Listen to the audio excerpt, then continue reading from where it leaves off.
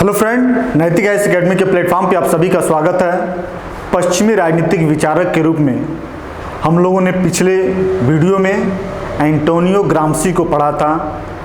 आज जो है एक नए राजनीतिक विचारक के रूप में जो न्यू मार्क्सिस्टवादी हैं वह है फ्रांज फेनान। इनके विचारों को हम लोग को पढ़ना है।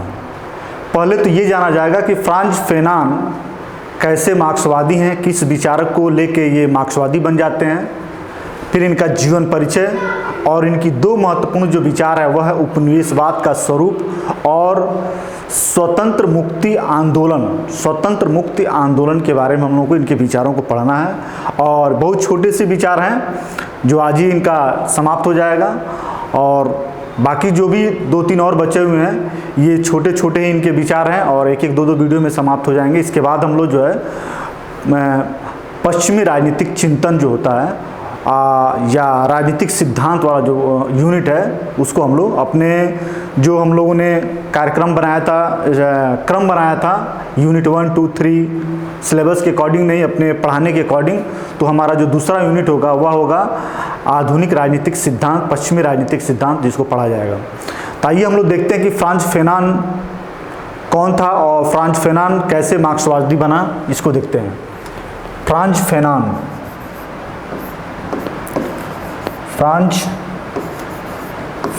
हम लोगों का आज का जो विचारक है वह है फ्रांज फेनान। फ्रांज फेनान अफ्रीकी मुल्क का अल्जीरिया का रहने वाला था।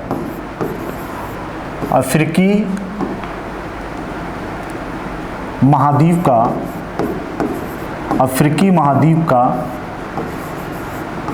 अल्जीरिया नामक देश,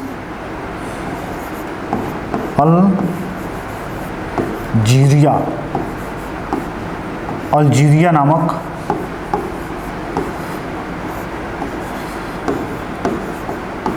देश का रहने वाला था।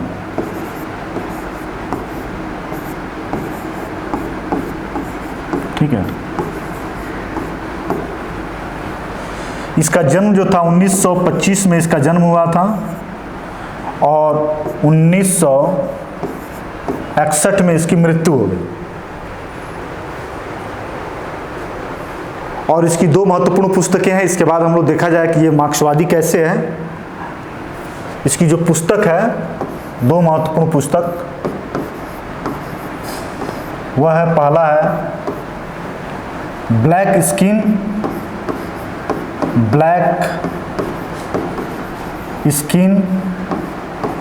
White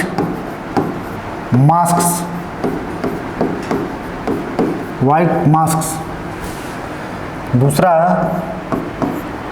the ratchet of the earth.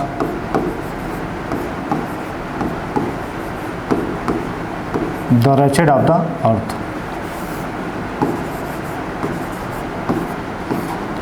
The earth. इन्हीं दो पुस्तकों में ब्लैक स्किन वाइट मास्क में उपनिवेशवाद के स्वरूप की चर्चा करता है और the ratchet of the earth में स्वतंत्र मुक्ति आंदोलन की चर्चा करता है। नेट जेआरएफ में अक्सर जो प्रश्न बने हैं वह पुस्तकों के पब्लिकेशन और किस पुस्तक में कौन से थॉट दिए गए हैं, इसको भी बहुत ध्यान में रखकर प्रश्न जो है बनाए जाते हैं। तो हम लोग को ध्यान रखना है कि ब्लैक स्किन वाइट मास्क में जो है वह उपनिवेशवाद के स्वरूप की चर्चा करता है और the ratchet of the earth में वह स्वतंत्र मुक्ति आंदोलन की चर्चा करता है। अब हम लोग ये आते हैं कि जो फ्रांज फेनान है उसको मार्क्सवादी अवधारणा के अंतर्गत क्यों रखा जाता है। फ्रांज फेनान की जो विचारधारा है वह पूर्णतः मार्क्सवादी नहीं है, नहीं मार्क्स के पूरी विचारों से वह तारतम्यता रखता है, लेकिन कुछ विचार ऐसे हैं जिन विचारों के आधार पे फ्रांज फेनान को मार्क्सवादी अवधारणा की श्रेणी में रखा गया। वह यह है, इसने पूंजीवाद का विरोध किया। पहला, मार्क्सिस्ट यह क्यों है? क्योंकि यह मार्क्स की तरफ पूंजीवाद का विरोध करता है। पूंजीवाद का विरोध करता है।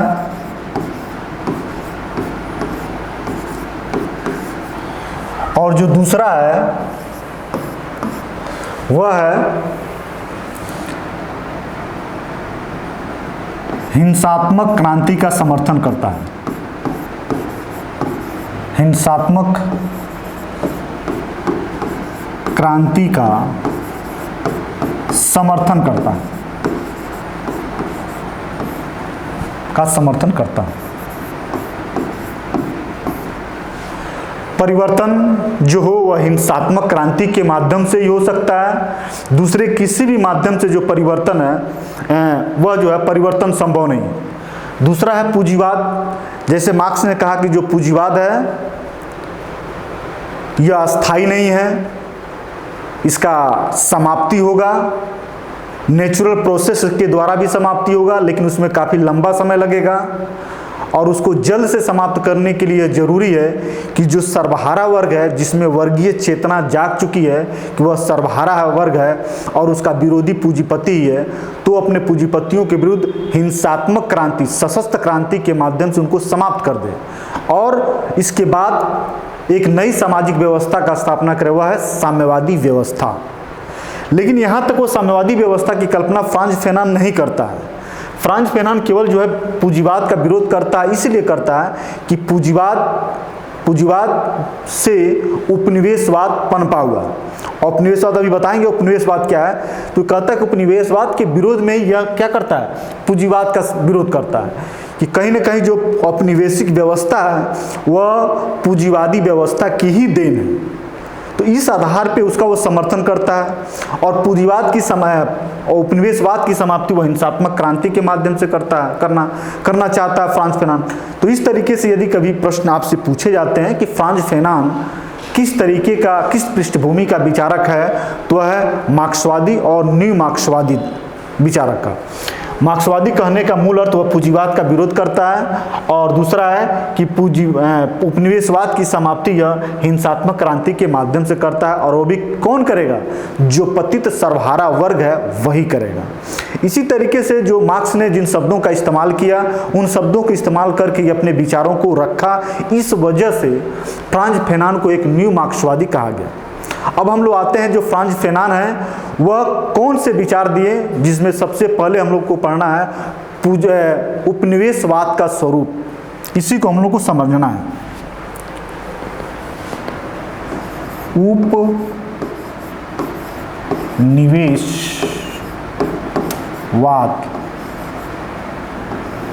उपनिवेशवाद का स्वरूप। उपनिवेशवाद का स्वरूप। सबसे पहले ये समझा जाए कि ये उपनिवेशवाद है क्या। उपनिवेशवाद क्या है? आजादी के पहले भारत भी एक औपनिवेशिक देश था। औपनिवेशिक देश था तो औपनिवेशिक या उपनिवेशवाद है क्या? तो कहा गया कि जो किसी देश की जो राजनीतिक सत्ता है, ये जो राजनीतिक सत्ता है, राजनीतिक सत्ता, इस पे जो प्रभुत्व है, जिसका कब्जा है वह विदेशी शक्ति का होता है। विदेशी शक्ति का होता है। जब किसी देश की राजनीतिक सत्ता पे विदेशी शक्ति की कब्जा हो जाती है तो वह देश औपनिवेशिक देश की श्रेणी में आ जाता है, उसे औपनिवेशिक देश कहा जाता है। जैसे आज़ादी के पहले भारत की जो राजनीतिक सत्ता थी उस पर अंग्रेज का कब्जा था, इसलिए भारत एक औपनिवेशिक, आज़ादी के पहले एक औपनिवेशिक देश रहा। तो औपनिवेशवाद का मतलब यह होता है कि जो कोई देश है उस देश की जो राजनीतिक सत्ता है उस सत्ता पे यदि विदेशी शक्ति ने कब्जा कर रखा है, ठीक है, और उसकी शासन का संचालन स्वतः कर रहा है, तो इसका मतलब वो औपनिवेशिक देश है। ठीक है, औपनिवेशिक देश है तो ये बन जाएगा, जब राजनीतिक सत्ता विदेशी शक्ति पे कब्जा हो जाएगा तो यह बन जाएगा औपनिवेशिक देश। औपनिवेशिक देश। इस औपनिवेशिक देश के स्वरूप के बारे में, या औपनिवेश का जो स्वरूप है वह कितना उत्पीड़न है, किस तरीके से विदेशी शक्तियाँ स्वदेशी लोगों पे अपना प्रभुत्व जमाती हैं, इन्हीं सब बातों पे चर्चा जो है फ्रांज फेनान ने किया है। तो औपनिवेशिक सत्ता में दो वर्ग बन जाते हैं। एक जो है, इसको थोड़ा बड़े में देखा जाए, औपनिवेशिक सत्ता,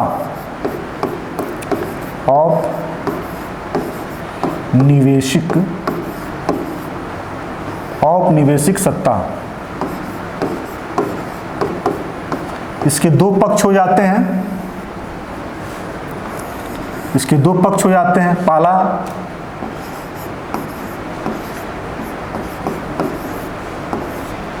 विदेशी शक्ति और दूसरा स्वदेशी शक्ति, या इसको कह लें श्वेत वर्ग और इसको कह लें अश्वेत वर्ग। औपनिवेशिक जो सत्ता होता है उस पर जो विदेशी शक्ति का कब्जा होता है, वह विदेशी शक्ति श्वेत जातियां होती हैं। श्वेत जातियां मतलब यूरोप के कोई न कोई देश, जो यूरोप के देश हैं उनको श्वेत प्रदेश के रूप में या श्वेत जातियों का देश के रूप में जाना जाता है। ये श्वेत हैं, और लैटिन अमेरिका, एशिया और अफ्रीका के जितने भी देश हैं उनमें रहने वाले जो देशी हैं वह उनका कलर जो है श्वेत ना होकर अश्वेत है। तो श्वेत वर्ग का शासन अश्वेत वर्ग पर बन जाता है तो उसे औपनिवेशिक सत्ता कहते हैं। इसी औपनिवेशिक का जो उत्पीड़न है, उस उत्पीड़न को फ्रांज फेनान ने अपने विचारों के माध्यम से प्रस्तुत किया है। उसने बताया है कि जो श्वेत वर्ग है जब राजनीतिक सत्ता पे कब्जा कर लेता है तो किन कारणों से अपने को श्रेष्ठ और किन कारणों से इन पे इनका उत्पीड़न करता है, उन बातों को चर्चा करता है। सबसे पहले श्वेत वर्ग अपने को श्रेष्ठ कैसे बताते हैं? ये बताते हैं कि जातीय और सांस्कृतिक रूप से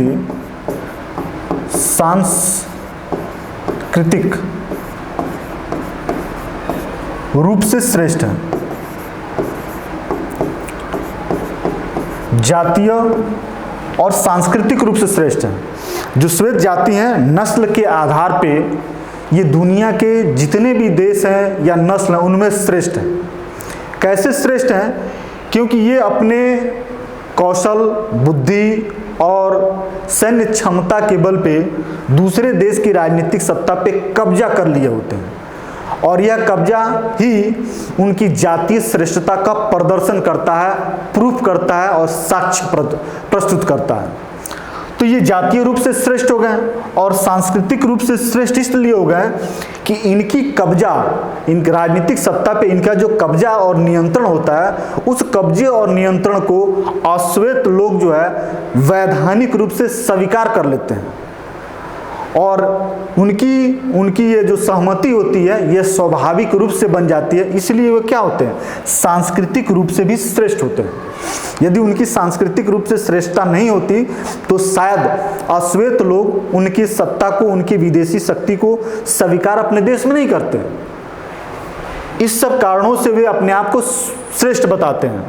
ठीक है। इसके बाद इनका ये मानना है कि जो श्वेत लोग हैं, श्वेत लोग और अश्वेत लोग में हमेशा टकराहट बनी रहती है। ठीक है। चाहे वो अपने आप को श्रेष्ठ भले ही कर ले और अपने प्रभुत्व को अश्वेत लोगों पे भले ही लाद दे, इसके बावजूद भी इन दोनों में हमेशा टकराहट बनी रहती है। इस टकराहट होने का मुख्य कारण क्या है? क्यों टकराहट बनी रहती है? इसका सबसे पहला कारण यह है कि जो श्वेत जातियां हैं वह अश्वेत जाति को खतरनाक और खूंखार मानती है और उनको कहती है कि उनके पास दया और ऐसी कोई संस्कृति नहीं होती है जो इनके मन में दूसरे के प्रति संवेदना, सहानुभूति और दया का भाव प्रकट करता हो।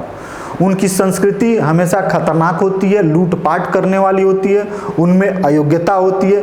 इन सब चीज़ों के कारण ही जो श्वेत लोग होते हैं वह उनके सत्ता पे कब्जा करते हैं। और यह भाव राजनीतिक रूप से सत्ता पर कब्जा करने के बावजूद भी जो श्वेत लोग होते हैं वह कहीं ना कहीं अश्वेत लोगों के इस स्वभाव के कारण हमेशा उनके अंदर डर बना रहता है। यह डर ही हमेशा उन्हें टकराहट क्या करती है, पैदा करती है। ठीक है, तो यह है टकराहट का कारण। टकराहट जो है अश्वेत की खतरनाक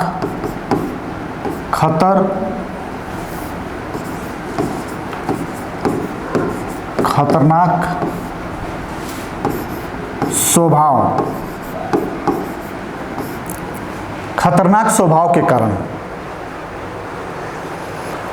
अब ये जस्टिफाई भी करते हैं कि श्वेत जाति जो है क्यों उन पे कब्जा करना चाहते हैं। इसके लिए जो है एक धारणा देते हैं, श्वेत जाति के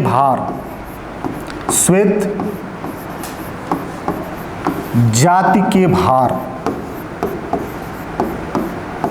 और अश्वेत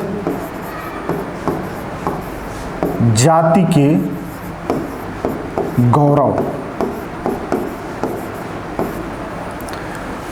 ये कई बार पूछ सकता है, श्वेत जाति के भार का कॉन्सेप्ट किसने दिया था? तो फ्रांज फेनान ने दिया था। और अश्वेत जाति के गौरव का कॉन्सेप्ट किसने दिया था? यह फ्रांज फेनान ने दिया था। तो श्वेत जाति के भार और अश्वेत जाति के जो गौरव हैं, इन दोनों के माध्यम से उपनिवेशवाद शक्तिशाली होता है। श्वेत जाति के भार का मतलब यह है, जो श्वेत जातियां हैं इनका ये मानना है कि उनके पास कला है, कौशल है, शिक्षा है के कारण जो है ये श्रेष्ठ हैं, और जो अश्वेत लोग हैं इन सब मामलों में बहुत पीछे हैं। इस कारण वो शासन को सुचारू रूप से संचालित करने में अयोग्य हैं, असमर्थ हैं। शासन के कार्यों को संचालित करने में असमर्थता को सिद्ध करने के बाद और अपने को सही साबित करने का जो काम है, इसी को कहा गया है श्वेत जाति के भार।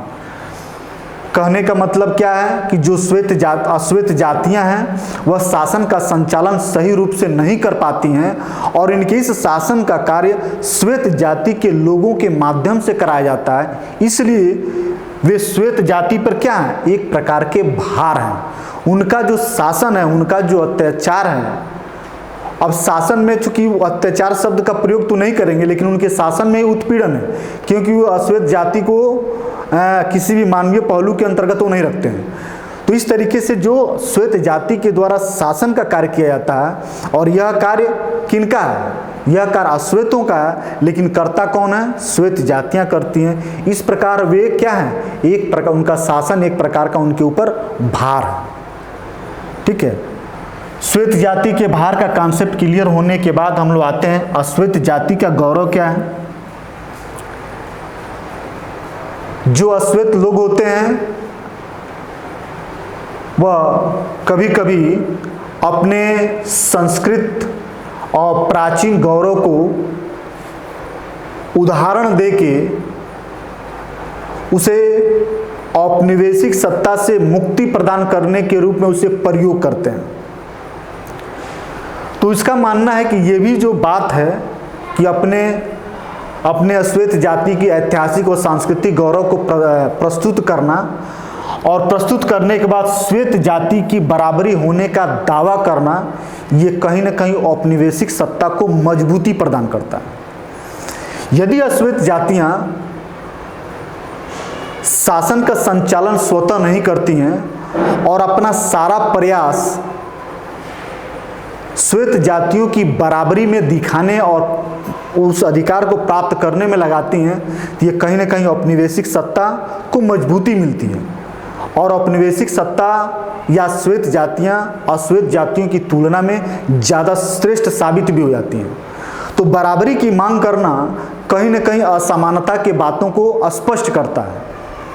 इसी बात को समाप्त करने के लिए वह जो है अगला भी बताएंगे स्वतंत्र मुक्ति आंदोलन, जिसमें वो क्रांति की बात को स्वीकार करता है। ठीक है, तो इस प्रकार से जो औपनिवेशिक व्यवस्था है, उस औपनिवेशिक व्यवस्था में जो श्वेत जातियां अपनी श्रेष्ठता का बहुत सारे आधार और कारण बताते हैं और अश्वेत जातियों की बहुत सारी अयोग्यता का कारण बताते हैं और अपने शासन को सही ठहराते हैं। जो फ्रांज फेनान है, इसी अवधारणा को, श्वेत जातियों की अवधारणा, श्रेष्ठता वाली अवधारणा को और जो अश्वेत जाति की जो आत्मग्लानि, हीनता, नीचता, छोटा, बराबर होने का हक मानना, इन सारी बातों को स्पष्ट करते हुए औपनिवेशिक उत्पीड़न और औपनिवेशिक की मजबूती के कारणों को स्पष्ट करके उपनिवेशवाद की समाप्ति की बात करता है। उसने यह भी बताया फ्रांज फेनान कि जब अश्वेत जातियों के अंदर श्वेत जातियों की श्रेष्ठता को स्वीकार कर ली जाती है तो उसे अपने आप में ग्लानि और हीनता का भाव आता है। यह हीनता, यह आत्मग्लानि, यह छोटी भाव होने की सोच कहीं न कहीं औपनिवेशिक सत्ता को मजबूती प्रदान करता है और इसी सोच से बाहर निकलने के लिए फ्रांज फेनान कई सारे कार्यक्रम प्रस्तुत करता है। उसमें उसका जो है स्वतंत्र शक्ति, अभी हम लोग पढ़ेंगे, स्वतंत्र मुक्ति आंदोलन भी है। तो ये औपनिवेशिक स्वरूप में बताता है कि औपनिवेशिक स्वरूप जो है वह उत्पीड़न है, शोषणकारी है, किसी भी रूप में स्वीकार्य नहीं है, क्योंकि यहाँ श्रेष्ठता और हीनता के आधार पर शासन किया जाता है। एक वर्ग जो अपने शासन को संचालित करने में सक्षम तो है, लेकिन दूसरे वर्ग की श्रेष्ठता के कारण उससे अपने को हीन और आत्मग्लानि महसूस करता है, अपने को ही घृणा की दृष्टि से वह देखने लगता है, दूसरे को श्रेष्ठ बताने लगता है। यह मानसिकता कहीं न कहीं औपनिवेशिक सत्ता को मजबूती प्रदान करती है और इसी मानसिकता से बाहर निकलने का प्रयास और प्रेरणा जो है फ्रांज फेनान के माध्यम से दिया जाता है। ठीक है, इस तरीके से उपनिवेशवाद के स्वरूप फ्रांज फेनान के द्वारा समाप्त होता है और इसी उपनिवेश स्वरूप को समाप्त करने के लिए जो अवधारणा देता है वह है स्वतंत्र मुक्ति आंदोलन। स्वतंत्र मुक्ति आंदोलन, स्वतंत्र मुक्ति आंदोलन। जो स्वतंत्र मुक्ति आंदोलन की अवधारणा है, चूंकि उपनिवेशवादी सत्ता को उखाड़ने के लिए दी गई है और इसकी चर्चा जो है अपनी पुस्तक the wretched of the earth में करता है। The wretched of the earth, the wretched of the earth. इसी पुस्तक में जो है यह स्वतंत्र मुक्ति आंदोलन की अवधारणा को प्रस्तुत करता है और उसकी व्याख्या करता है। इसमें यह क्या कहता है कि जो अश्वेत लोग हैं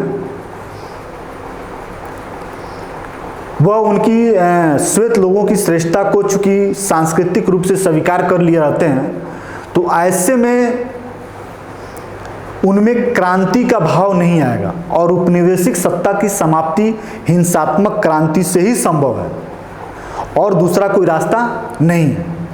तो सबसे पहले इसने ये बताने के प्रयास किया कि कौन से कारणों से क्रांति नहीं आ सकती और किन कारणों से क्रांति आएगी।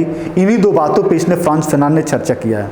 तो सबसे पहले हम लोग इस बात की चर्चा किया जाए कि क्रांति कहाँ नहीं हो सकती है, कौन वर्ग जो है क्रांति नहीं करेगा और किन कारणों से नहीं करेगा। तो इसने बताया कि क्रांति जो है शहरी मध्यम वर्ग, जो शहरी मध्यम वर्ग है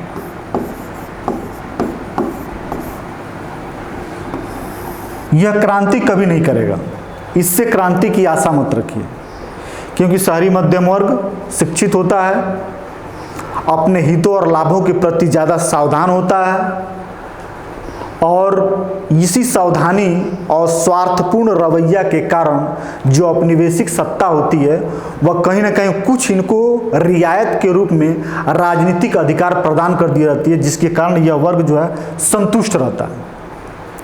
उत्पीड़न तो होता है, इसे वास्तविक और पूरा अधिकार नहीं मिला होता है, लेकिन इसी समाज के अन्य लोगों की तुलना में इसको थोड़ा ज़्यादा रियायत मिला होता है, इसलिए अपने आप को यह संतुष्ट महसूस करता है। तो कहा कि क्रांति इस वर्ग में जगाने की कोई ज़रूरत नहीं, ये नहीं करेगा क्रांति, तो यहाँ करना ही नहीं चाहिए। दूसरा, जितने जो मार्क्सवादी अवधारणा है को समर्थन करने वाले जो है मार्क्सवादी विचारक के, जैसे लेनिन है, स्टालिन है, ठीक है, माओ है, ये लोगों ने कहा कि जो सर्वहारा वर्ग है जिसमें क्रांति की भावना या क्रांति की जो चेतना आएगी अपने आप नहीं आ सकती है। मजदूर पूंजीपतियों के हाथों के खिलौना बन जाएंगे। पूंजीपति जब चाहेगा जैसे चाहेगा सर्वहारा वर्ग को अपने नियंत्रण में ले ही लेगा, और सर्वहारा वर्ग जो है वह उसके हाथ का खिलौना बन जाएगा। चेतना आने के बावजूद भी वह अपने आप में टूटा हुआ महसूस करेगा। ऐसी स्थिति में सर्वहारा वर्ग पूंजीपतियों के हमेशा खिलाफ खड़े रहे, उसके लिए जरूरी है एक राजनीतिक दल का गठन। वह सर्वहारा राजनीतिक जो दल होगा वह सर्वहारा वर्ग के मन में पूंजीपतियों के विरुद्ध वर्ग चेतना पैदा करेगा, और यह वर्ग चेतना उन्हें हिंसात्मक क्रांति करने के लिए प्रेरित करता रहेगा। इसी बात का समर्थन जो है नए मार्क्सिस्ट करते हैं। लेकिन फ्रांज फेनान का मानना है कि एक अधिनायक तंत्र जो दल होता है, एक अधिनायक तंत्र, एक अधिनायक राजनीतिक दल, एक अधिनायक राजनीतिक दल, यह भी जो है क्रांति लाने के लिए सक्षम नहीं है।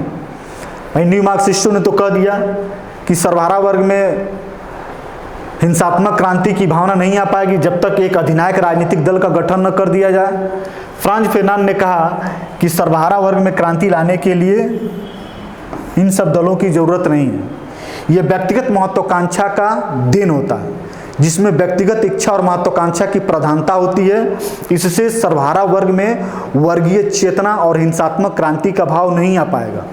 ये सत्ता प्राप्ति कर सकता है, लेकिन सर्वहारा वर्ग में क्रांति की भाव को भर नहीं सकता। क्यों? क्योंकि इसमें एक व्यक्ति की महत्वाकांक्षा या विशिष्ट वर्गों की महत्वाकांक्षा इसमें क्या होती है, निहित होती है।